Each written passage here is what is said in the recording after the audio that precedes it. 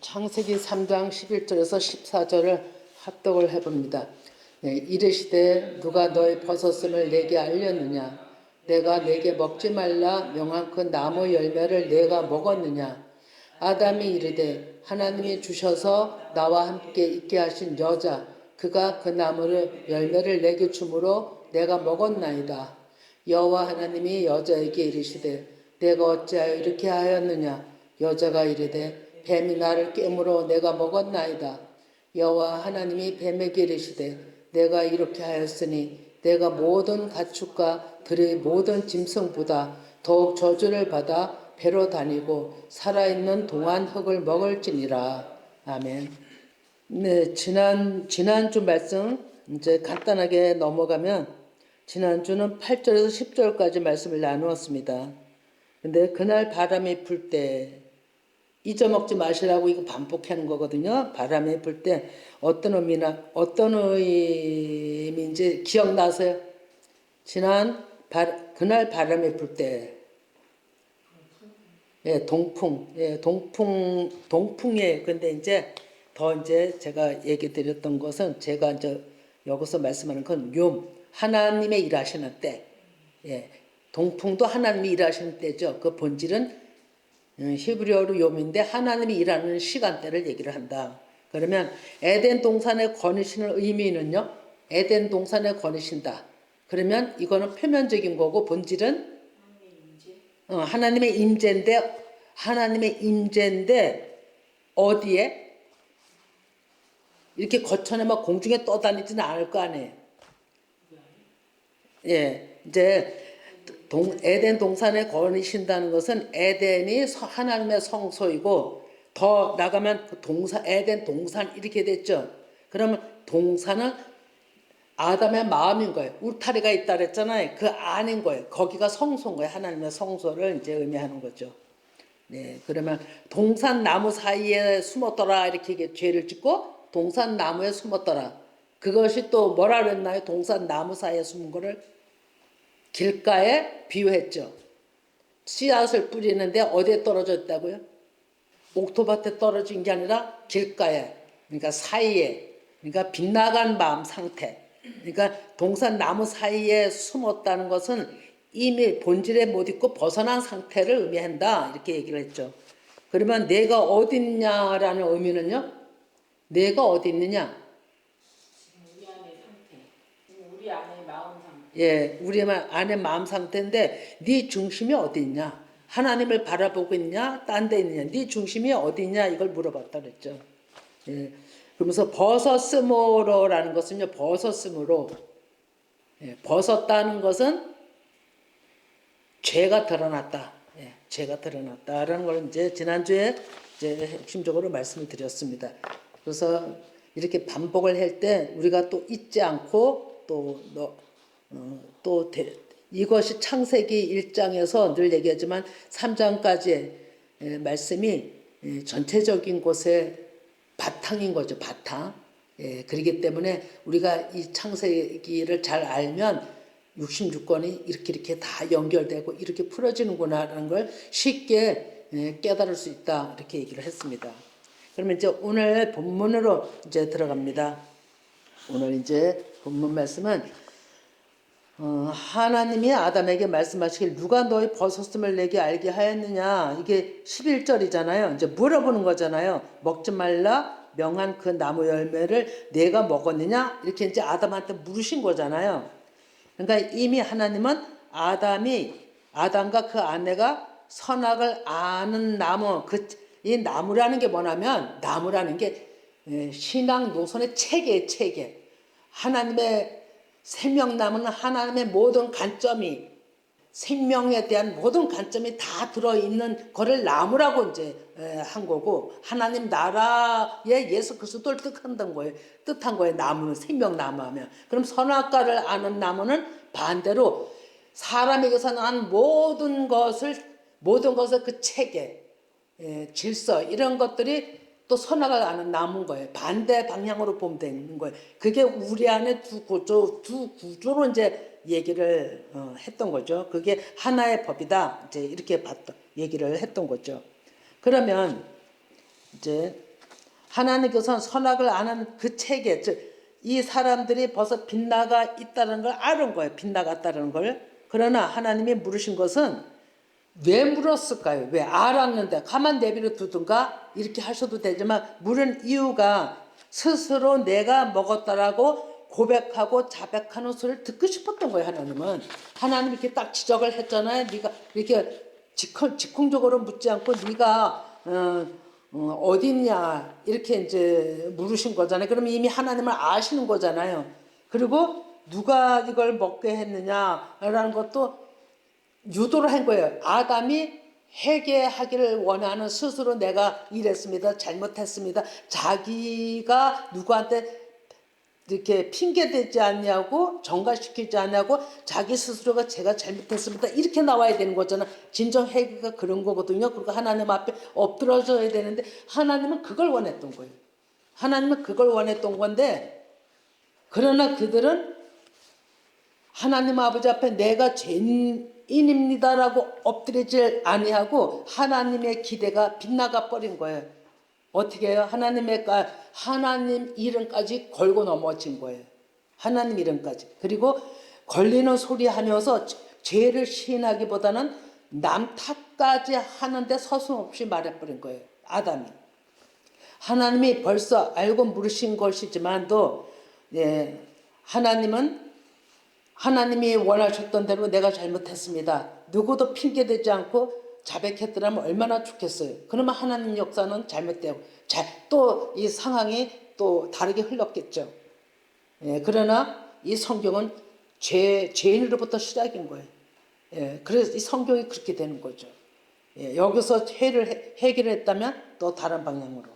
그래서 하나님은 아담의 대답은 정말 보통 생각도 못할 보통 사람이 생각도 못할 그 더 악적으로 들어가서 간교한 그 창세기 3장 1절에 보면 뱀이 어떤 짐승보다 또 간교하더라 이랬죠. 간교함에 대답을 한 거예요. 그래서 하나님이 주셔서 나와 함께 있게 하신 여자 그가 그 나무 열매를 내게 줌으로 내가 먹었나이다 이렇게 대답을 하잖아요. 그러면 자 놀랍지 않으세요? 우리한테 그렇게 했다면은 글쎄 모르겠어요. 저도 이보다 더한 대답을 했을지. 그런데 먼저는 하나님 아버지 앞에 책임 전가를 한 거예요. 하나님께도 책임이 있습니다. 라는 뉘앙스인 거죠 이게. 하나님이 저에게 데려다 준 그 여자가 이렇게 얘기를 하잖아요. 그러니까 하나님께도 책임이 있습니다라는 뉘앙스. 그럼 두 번째로 보면 그 여자가 그 나무 열매를 내게 주므로 내가 먹었습니다. 이렇게 얘기를 한 거잖아요.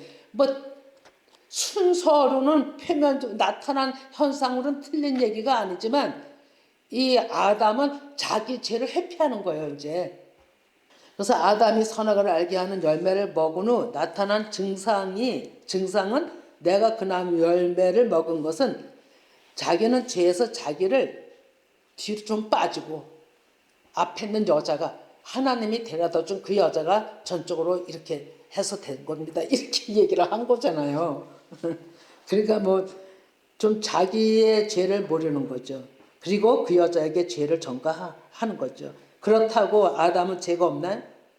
죄가 없었을까요? 자기도 먹었는데요. 이러함이 뭐냐면 점치고 마술로 속이는 낫이 기질인 거예요. 육신의 기질이라는 거죠. 그래 그것이 강교한 것입니다. 자기의 잘못보다는 남을 탓하고 정죄하는 거죠. 그것이 육신 구조에서 사는 우리들 모습인 거잖아요. 이것 때문에 예수님은 우리 죄 때문에 오셨고 이거를 하시기 위해서 십자가에 결국 죽으러 오신 거잖아요. 그러면 여기에서 이제 또 우리가 내 죄를 못 보고 행한 게 뭐냐면 요한복음 이거는 제가 이제 설명만 해드립니다. 여기 한번 떼어만 주시기 바랍니다. 요한복음 8장 1절에서 11절. 여기 보면 예수님이 성전에 들어오시죠. 그래서 예수님이 성전에서 많은 무리들을 가르칠 때입니다. 근데 서기관들과 바리새인들이 음행 중에 잡힌 여자를 끌고 왔어요. 그래서 이 사람들은 예수님에게 고발할 조건을 얻고자 예수를 시험함이로라고 6절에 얘기를 하죠. 그러면서 이 여자 율법에서는 모세는 이렇게 말했는데 선생님은 이런 경우에 어떻게 하시겠습니까? 이런 거잖아요. 그랬더니 예수님께서 두 번을 손으로 쓰시죠. 두 번. 두 번을 손으로 쓰시는데 그 전에 이걸 누가 깨달은 분이 있었어요. 이걸 깨달아서 이렇게 얘기를 했어요. 뭐라고 얘기를 했냐면 여기는 이제 뭐라고 쓴 게 없잖아요. 땅에 굽혀 손가락으로 땅에 쓰시니 그리고 또 나중에 또 한 번 더 쓰셨다고 이렇게만 나오잖아요. 성경은. 근데 그 깨달았던 분은 뭐라고 얘기를 했냐면 너희들은 율법을 다 지켰냐? 이렇게 썼다는 거죠. 뭐 이거는 성경에 없는 얘기이기 때문에 깨달은 자의 얘기예요. 너희들은 율법을 다 지켰냐? 돌로 쳐 죽이려고 사람들이 왔잖아요. 그 여자를 끌고. 그러니까 두 번째는 또 뭐냐면 지켰느냐 하면서 이제 물음을 한 거잖아요. 땅에 쓰신 게. 그러면 그 다음에는 지켰다면 그가 먼저 돌로 치라 하셨다는 거예요. 그러니까 이게 뭐냐면 하나님은 그 사람들의 마음을 바꾸시는 마음의 그 유도 작전을 하신 거죠. 성령께서 역사를 하신 거죠. 영으로 역사를 하신 거죠. 영으로. 그러니까 그 사람들이 돌로 치려고 하다가 예수님의 그 글로 쓰시는 그것을 보고 한 사람 한 사람 다 떠났다 그러잖아요. 하나도 남김없이 다 떠나갔다 그러잖아요. 그리고 남은 사람은 여자 한 사람 남았죠. 그리고 예수님이 그 여자에게 다시는 죄짓지 말라고 이제 당부를 하죠. 그러면 이 얘기는 예수님은 그 돌로 치려고 정죄하려고 왔던 사람들의 나를 야단을 친 게 아니라 그 사람들의 마음을 움직인 거예요. 너희들도 율법을 다 지켰네. 제가 그걸 공감을 했거든요. 아, 예수님이 여기다 그런 말씀을 안 했지만 하나님의 방법은 그렇게 하실 수 있겠다는 공감을 했습니다. 그러면 또 다른 데 또 말씀을 보니까 하나님은 그 사람들의 마음을 바꾸셨다라는 또 말씀이 또 한 데가 또 있더라고요. 말씀을 바꿨다. 그러니까 뭐냐면 하나님이 보시는 거는 그들에게도 그 돌을 가져온 자들에게도 자신들도 죄인이라는 걸 인식을 시켰다는 거죠. 죄인이라는 걸. 그래서 그들이 자신들을 보면서 돌을 하나하나 다 내려놓고 가버린 거예요. 이런 이제 의도가 있습니다. 이 얘기가 뭐예요? 이 얘기가 뭐냐면 하나님의 그러니까 사람들은 남이 조금만 어쩌면 그걸 다 들춰내려고도 하지만 여기서 더 목적은 예수님을 고발할 조건을 찾아왔던 거잖아요. 하나님이 그걸 미리 아시고 이 사람들의 마음을 움직인 거죠. 그래 여기서도 이 첫 번에 이 아담에게서도 하나님은 죄를 좀 알게 하고 깨닫게 하고 회개하기를 원했던 건데 이제 아담은 그 기회를 놓쳐버린 거예요. 사실 회개한 게 없잖아요. 그래서 저주를 받는 데까지 이르러 하나님의 말씀에 나가잖아요. 그래서 우리가 또 좀 더 보면 또 이런 일이 또 있죠. 이스라엘 백성들 광야에서 어려움을 당했잖아요. 내 어려움을 당하고 물이 없든가 힘들든가 뭐 하면은 내내 모세한테 불평하고 원망했죠. 이것이 곧 누구한테 한 거냐면 하나님 앞에 한 거죠. 왜 모세가 하나님 말씀을 듣고 그대로 전달하면서 함께 가잖아요. 그리고 불기둥 구름기둥 모든 게 하나님의 역사를 보잖아요. 근데 불평하는 것은 이 백성들이 하나님을 원망한 거죠. 그러니까 하나님이 다베라에서는 그들의 원망 소리에 너무 하나님의 분노가 일어나서 불이 진영의 끝을 살았다고 불이 붙어진 거죠. 그랬을 때 모세가 하나님 앞에 엄청나게 간구함으로 그 불이 꺼졌다 이렇게 얘기를 하죠. 그러니까 우리는 신앙생활을 해도 좀만 잘못하면 다 남 탓한다니까요. 내가 잘못했습니다라는 사람이 몇 명이나 있을까요? 다 누구 때문에 그랬어? 누구 때문에 그랬어? 누구 때문에 그랬어? 그 꼭대기의 책임자까지 올라갑니다. 진짜로. 이 이스라엘 백성들이 어디까지 올라가면 하나님 앞에까지 간 거잖아요. 다 누구 때문에 그렇다는 말을 합니다. 돌리죠. 또 하나는 또 잘된 일이 있으면 내가 이렇게 했다. 내가 이렇게 했다. 우리가 그 구조 속에서 사는 거예요. 아무 말도 안 해도 되는데 저부터도 이렇게 해서 이렇게 하나님이 하셨나 보다. 또 이렇게 또 자기가 또 드러내는 일을 또 한다니까요. 우리가 그렇게 연약한 자들인 거예요. 그래서 이러한 과정들을 거쳐서 꼭 우리의 모습이잖아요. 하나님은 성숙한 자로 만들어 가신다는 거죠. 그럼 그런 모습이 선악과를 먹는 비진리 체계 아래 아직까지 지배받고 있다는 증거예요, 그게. 그럼 자신이 회개하고 부족함을 아뢰고 그 죄를 인정하고자 함이 얼마나 힘든지 모릅니다, 사실. 사람이 자기란 것, 그것이 으뜸이라고 욥기서에서는 얘기하고 있잖아요. 으뜸은 자기가 최고고 왕으로 타고 있는 자리에 있는 거예요. 그럼 창세기 3장 1절에서 말씀드렸듯이 세 명으로 나오잖아요. 세 사람의 구조로 나오잖아요. 근데 나 한 사람으로 봐야 된다 말씀드렸죠. 그럼 아담 안에 여자, 그 여자 안에 뱀, 즉 나핫이 육신에 보이지 않는 육신의 영이죠. 점치고 마술하고 거짓 예언하는 속임수가 있다는 것입니다. 이게 사람의 그 한 사람 한 사람이에요. 그럼 이것이 율법 체계와 질서에 묶여서 모든 생각을 주는 것이 하나님께는 다 입에 대는 것이에요. 원수가 되는 것입니다.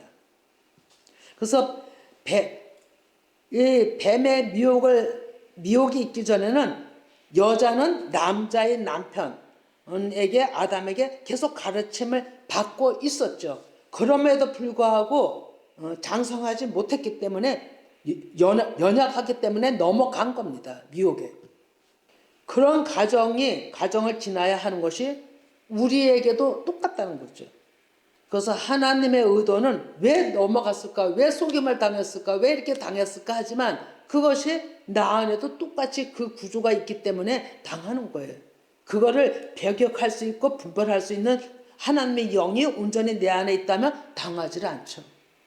그래서 하나님의 의도는 간음이 무엇인지 분명히 알게 하시고자 버려두셨다는 거죠. 방치한 게 아니라 깨닫게 하기 위해서 그런 시간들을, 그런 일들을 허락을 하신 부분인 거죠.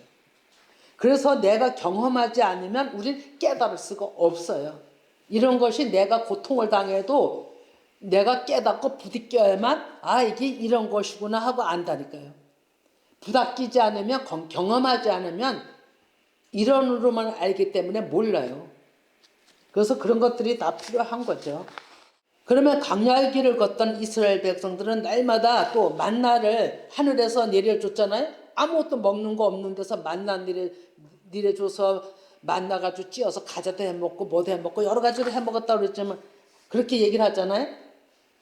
그 하늘에서 내려오는 만나는 그냥 평상시 늘 있어서 우리에게 늘 공급하는 말씀인 거예요. 만나가. 그런데 어떻게 했어요? 사람들이 늘 깔려져 있는 양식, 늘 먹는 양식이에요. 그게 있는 거를 감사로 생각할까요?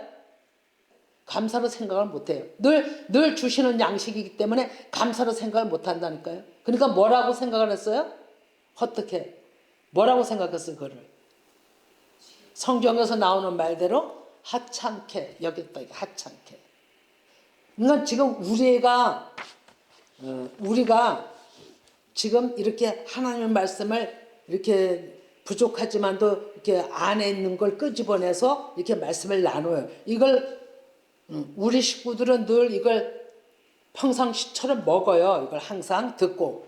그러니까 어쩌면 그 말이 그 말이구나. 그리고 다른 데서 또 막 이렇게 섞어서 얘기하고 또 다른 데서 나오는 말이 또 솔깃해서 또 이렇게 할 수가 얼마든지 있는 요지가 있는 거죠. 그러니까 항상 이스라엘 백성들이 만나 항상 먹는 것 아주 생활 속에 있는 거니까 그거를 감사할 줄 모르고 우습게 여겼던 거죠. 그러니까 그들을 어떻게 했어요? 그리고 옛것을 추구했잖아요. 옛것. 그러니까 하나님이 광야에서 그 장정들 60만을 두 사람만 남기고 다 그냥 이래저래 다 죽게 한 거예요. 그래 가나안을 못 들어간 거잖아요. 우리가 그럴 수 있다는 거죠. 그래서 내가 깨달아서 하나님 아버지 앞에 이걸 온전히 이게 어렸을 때 아직까지 장성치 않아서 그렇지 이 말씀이 진짜 내 마음에 와서 생명이 된다면 어떤 말이 들어와도 분별해서 다 차단하죠. 예. 넘어가지 않는다는 거죠. 미혹되지 않는다는 거죠. 예, 그 수준까지가 우리가 중요한 거죠. 그런데 그 상태가 되지 않은 상태에서는 내가 잘못을 해도 회개 기회를 또 놓칠 수가 있다니까요. 그래서 우리가 정신 바짝 차려야 되는 거예요. 예. 하나님은 다 말씀 가지고 일하시는 거예요. 그러면 창세기 3장 12절을 좀 같이 읽어봅니다. 13절까지. 아담이 이르되 하나님이 주셔서 나와 함께 있게 하신 여자 그가 그 나무 열매를 내게 주므로 내가 먹었나이다. 여호와 하나님이 여자에게 이르시되 내가 어찌하여 이렇게 하였느냐. 여자가 이르되 뱀이 나를 깨므로 내가 먹었나이다. 예, 똑같은 패턴이에요. 똑같은 흐름이에요. 이게 선악과를 알게 하는 흐름이에요. 예, 사람에게서 나온 모든 것의 흐름이에요. 남에게 계속 죄를 전가시켜요. 원망해요. 예, 이런 구조인 거죠. 그러니까 아담은 여자에게, 여자는 또 뱀에게 자기의 잘못을 인정 못 하잖아요. 그러니까 자기 잘못을 인정 못 하는 거예요. 죄 때문에. 예, 책임을 다 핑계대고 전가시키는 거잖아요. 이것이 또 다른 말로 말씀을 드리면 판단하는 거예요. 제가 이렇게 했으면 판단하는 거예요. 판단은 또 뭐냐면 교만이거든요. 그러면 죄를 인정하지 않는 것이 교만이고 남을 판단하는 것이라고 지금 얘기를 하고 했습니다. 그러면 교만 판단은 하나님을 또 대적하는 겁니다. 보이는 건 사람한테 했지만 그 뒤에 이게 영의 일이잖아요. 하나님 앞에 대적하는 거죠. 하나님의 명령을 어긴 자기들 기준으로 더 하나님 아버지 앞에 대적자로 드러나는 것을 드러나는 거죠. 내가 이런 자입니다라고 드러나는 겁니다. 우리가 안에 있는 것들이 드러나는 거죠. 사실 또 이 안에 있는 것들이 드러나야 우리는 살아요. 안에 있는 것들을 하나님은 지금 드러내고 계시는 거거든요. 왜 드러낼까요? 왜일까요? 생명으로 나가게. 예. 생명으로 나가게 하려고 살리려고 드러내시는 거예요. 정답이거든요. 예. 그래서 로마서 2장 1절에서 좀 길지만 8절까지 쭉 한번 읽어봅니다. 예. 로마서 2장 1절 시작. 그러므로 남을 판단하는 사람아 누구를 막론하고 내가 핑계하지 못할 것은 남을 판단하는 것으로 내가 너를 정죄함이니 판단하는 내가 같은 일을 행함이니라. 이런 일을 행하는 자에게 하나님의 심판이 진리대로 되는 줄 우리가 아노라. 이런 일을 행하는 자를 판단하고도 같은 일을 행하는 사람아 내가 하나님의 심판을 피할 줄로 생각하느냐? 혹 내가 하나님의 인자하심이 너를 인도하여 회개하게 하심을 알지 못하여 그의 인자하심과 용납하심과 길이 참으심이 풍성함을 멸시하느냐? 다만 내 고집과 회개하지 아니한 마음을 따라 진노의 날 곧 하나님의 의로우신 심판이 나타나는 그날에 임할 진노를 내게 쌓는도다. 하나님께서 각 사람에게 그 행한 대로 보응하시되 참고 선을 행하여 영광과 존귀와 썩지 아니함을 구하는 자에게는 영생으로 하시고 오직 당을 지어 진리를 따르지 아니하고 불의를 따르는 자에게는 진노와 분노를 하시느니라. 아멘. 이 얘기를 간단하게 얘기하면 이게 선악과에서부터 이게 비롯된 걸 사도 바울도 깨달아 한 줄로 믿습니다. 생명과는 예수 그리스도의 체제라고 그랬죠. 선악을 아는 것은 율법 아래 체제예요. 예. 육신의 체제다 이거예요. 하나님이 그대로 행한다 이거예요. 그대로. 그래서 이 말씀이 1절에 남을 판단했다면 너는 무고하겠냐 이거예요. 니는 그대로 니도 그 일에 동참하지 않느냐 너도 똑같이 판단받겠다. 지금 아담의 얘기하는 거고 하는 것이고 여자 얘기하는 겁니다. 이 로마서 이 말씀이. 그러면 이제 아담 여자 뱀 다 한 사람으로 봐야 된다고 계속 얘기하고 있습니다. 그럼 아담 안에 또 여자 안에 지금 얘기한 대로 계속 정죄의 영이 나가는 거잖아요. 정죄의 영. 그러면 이것을 역전하는 것은 무엇이냐? 역전하는 것은 우리가 늘 얘기했듯이 뱀에서 여자. 우리가 뱀의 구조에서 시작한다고 보면 되는 거예요. 그게 창세기 1장 2절입니다. 예, 뱀이 뭐냐면 우리나라는 그냥 뱀했지만 나시 이게 쏘기는 줄 알았잖아요.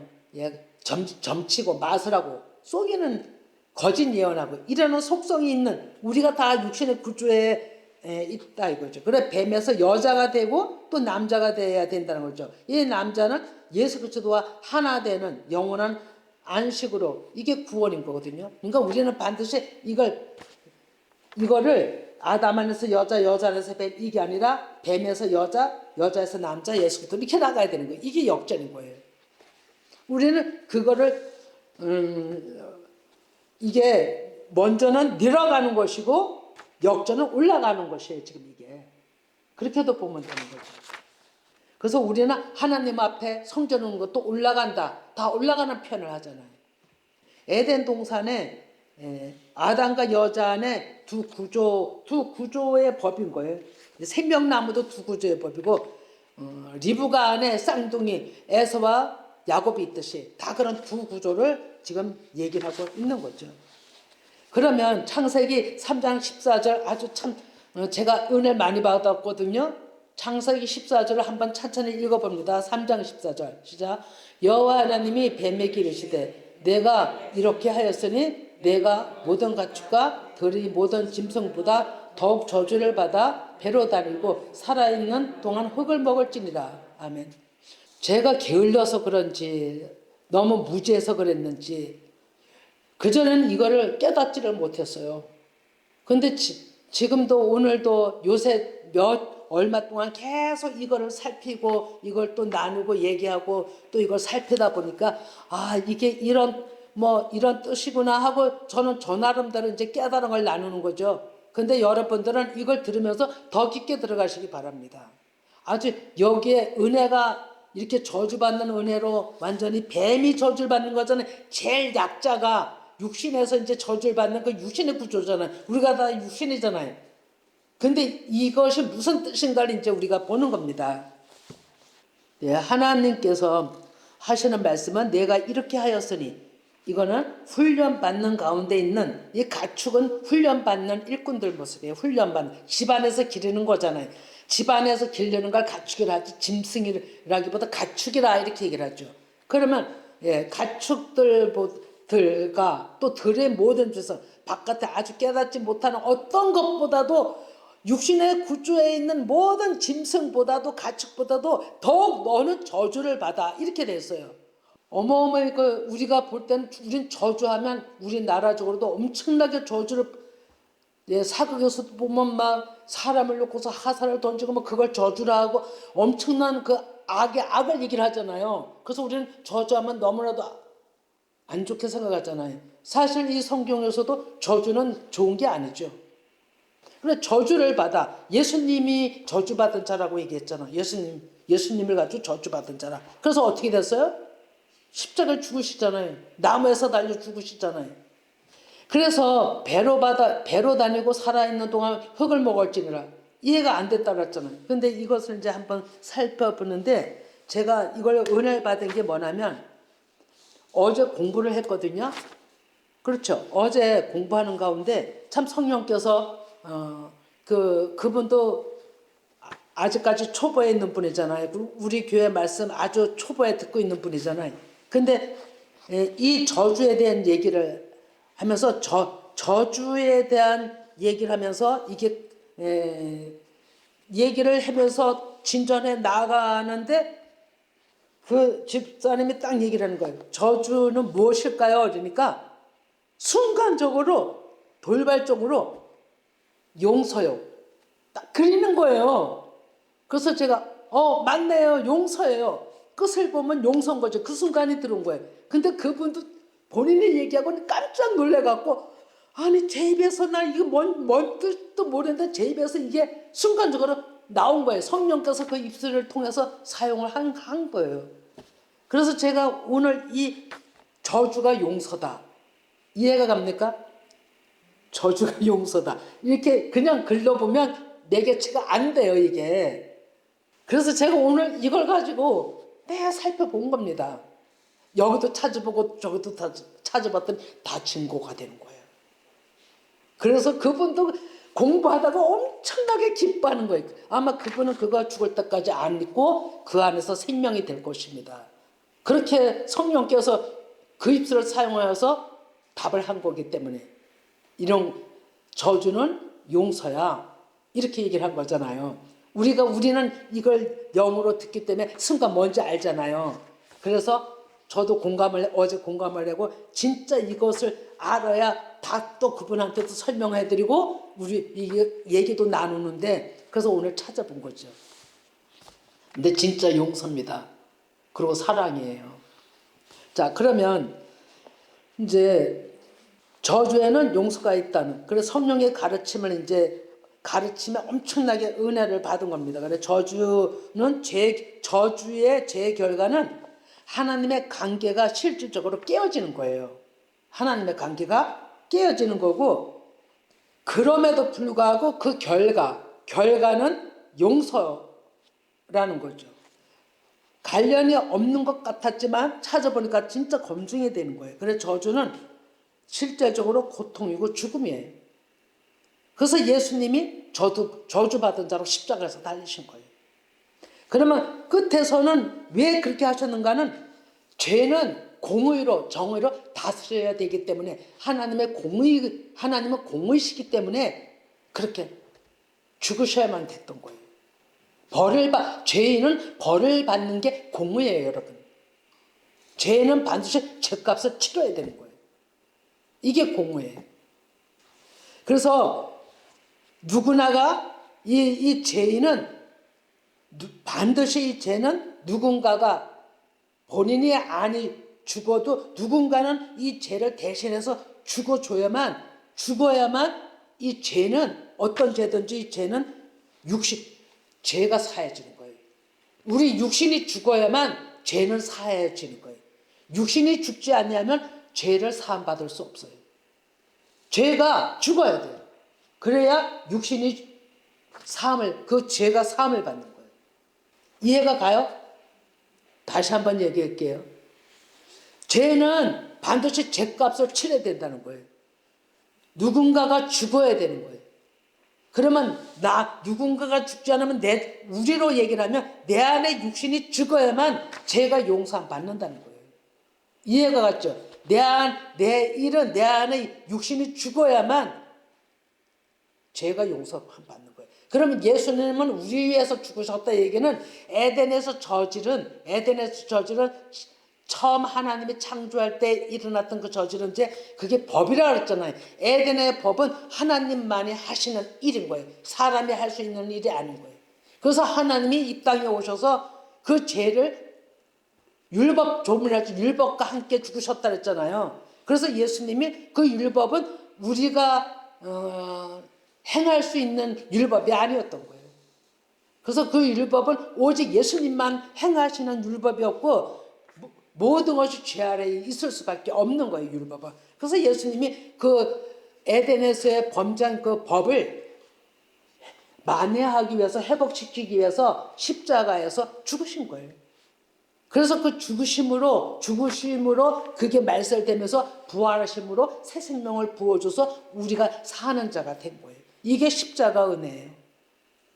그래서 저주받은 자가 십자가를 지는 거예요. 그럼 여기서 들짐승에게 저주를 받아, 들짐승보다 더욱 저주를 받아, 이 저주를 받았다는 얘기는 이 죄값을 치르는 게 배로 다니고 살아있는 동안 흙을 먹을지니라, 이 얘기예요. 그러면 이게 저주를 받는데 그냥 받는 게 아니고 해야 되는 일이 있는 거예요. 이 육신의 구조에 있는 자가 해야 되는 거예요. 무엇을 어떻게 해나요? 그럼 배는 여기서 배로 이랬잖아요. 이 배가 뭘까요? 우리 사람 악의 집을 얘기하는 거, 이 생명이 산출되는 곳을 배라고 얘기를 하는 거예요. 그러면 이게 뭐냐면 제가 이거를 살펴보니까 원어를 살펴보니까 배가 뭐냐면 가운인데 태아의 본거지예요. 잉태되는 곳이에요. 예, 자궁이에요, 자궁. 그러면 이거는 영적으로는 에덴의 기온샘, 줄기를 의미한다는 거예요. 에덴의 기온샘 줄기. 왜 에덴의 기온샘의 줄기라고 했을까요? 이 안에 태중에 아기의 본거지라면 왜 이 자궁의 영적인 것을 에덴의 기온샘의 줄기라고 했을까요? 한번 생각해 보세요. 왜 에덴의 기온샘 줄기라고 했을까요? 이게 무엇이냐면 그러면 이게 하나님의 말씀 오염되지 않은 말씀을 뜻하잖아요. 본질은 오염되지 않는 말씀. 그런데 실제적으로 이 안에 아기를 가지면 무엇을 먹나요? 엄마에서 나오는 젖을 이 안에서 먹잖아요. 그게 오염됐을까요? 안 됐을까요? 안 됐어요. 그거는. 그것처럼 그거를 영적으로 에덴의 기온샘의 줄기라고 얘기를 한 거예요. 보니까. 그러면 해산의 수고, 이 줄기의 의미는 해산의 수고와 고통, 고난의 길이라는 거죠. 이게. 왜 해산의 수고는 낳는 것만 얘기하는 게 아니에요. 나 갖고도 양육하는 걸 모든 양육에서 열매 맺을 때까지 그걸 해산의 수고라고 하는 거예요. 예. 그래서 그게 고난과 고통의 길이라는 거죠. 이거를 네가 저주를 받는다는 뜻이 네가 그 일을 해야 돼. 육신의 구조에서 네가 온전히 오염되지 않은 말씀의 길을 가야 돼. 싸워 이겨야 돼. 그 고통의 길을 가야 돼. 이런 얘기예요. 그럼 여기 흙을 먹을 것이라 했잖아요. 들에 뭐 배로 다니고 살아있는 동안 우리 숨에 붙어있는 동안 흙을 먹을지니라 이렇게 얘기를 했죠. 그럼 이 흙이 뭐냐? 이 흙. 우리는 뱀이 뭐 진짜 흙을 먹고 사나? 우리 이렇게 많이 얘기했잖아요. 뱀이 흙을 먹고 사나? 근데 실제 뱀은 흙을 먹는 게 아니고 깨구리나 곤충 이런 거 잡아먹는답니다. 그러면은 이 흙이 뭘까? 흙을 먹을지니라 이랬잖아요. 근데 이 흙을 히브리어 그 단어를 찾아보니까 아파르예요. 아파르. 아파르가 뭐냐면요. 부서진 공가루예요. 부서진 공가루. 덩어리를 부수는 거예요. 하나님이. 계속 부셔나가는 거예요. 공가루가 돼야 떡상에 올라가잖아요. 떡을 만들 수 있잖아요. 성소에 들어갈 수 있잖아요.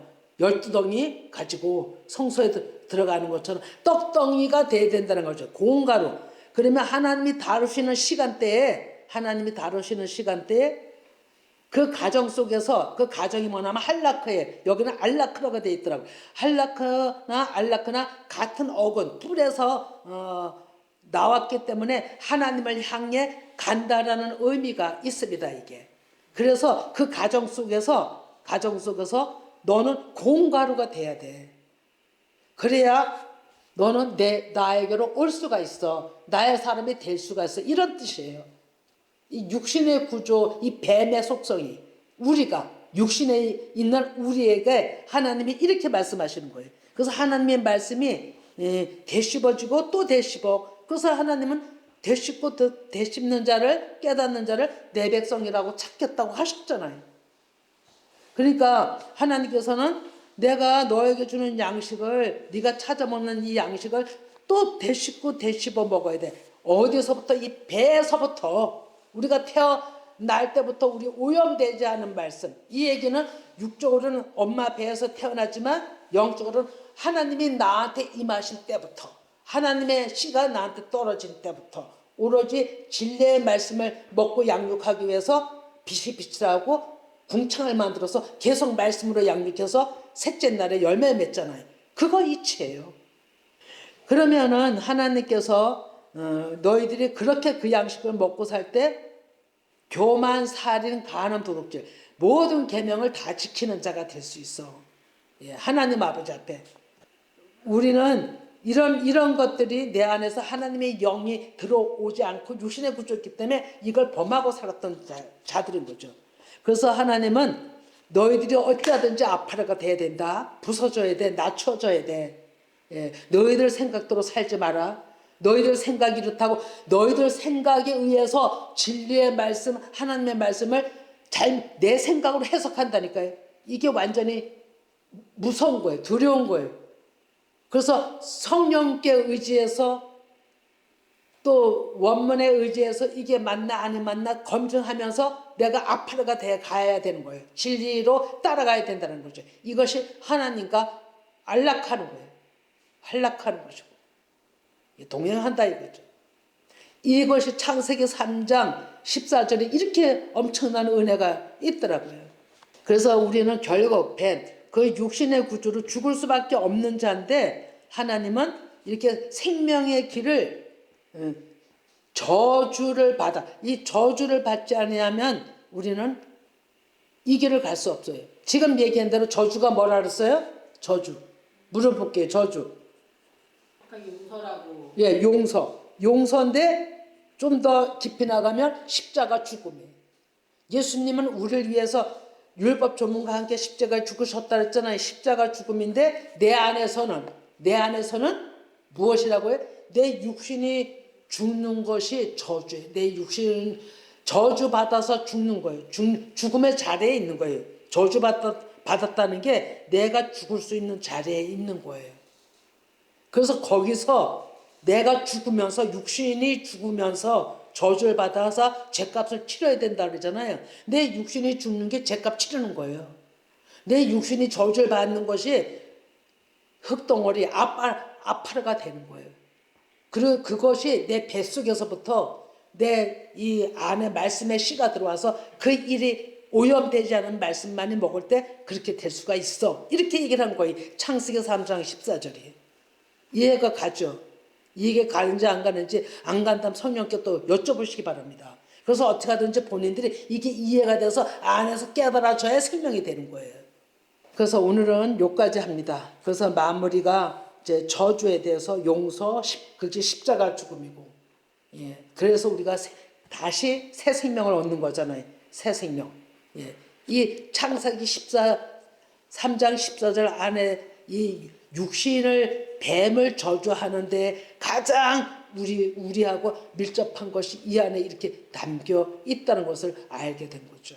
예, 기도합니다.